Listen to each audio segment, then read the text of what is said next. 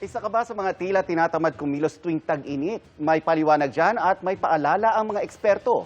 Alamin sa pagtutok ni Katrina Son. Fun under the sun ba kamo? Para sa ilang rider na normal mababad sa araw. Extra challenge ang gumalaw kapag napakainit.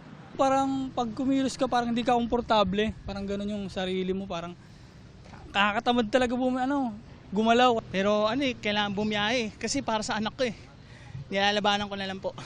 May ibang mas pinipili ang staycation dahil kahit paglabas lang, kinatatamaran pa. Yung iba nasa bahay na lang po, nasa aircon. Kesa naman po lumabas, magbabad sa initan. Nangyayari talaga ang pagiging sluggish kapag mainit ayon sa mga doktor. Tawag actually dyan is called summer lethargy. Sa mga warm-blooded creature gaya ng mga tao, natural na aktibo ang katawan para mapanatili ang normal na init sa loob.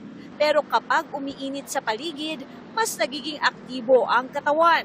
Kapag mainit kasi, yung katawan natin, we need to use a bit of more of energy. Ibig sabihin din nun, mas mataas yung chance ng katawan natin para mapagod.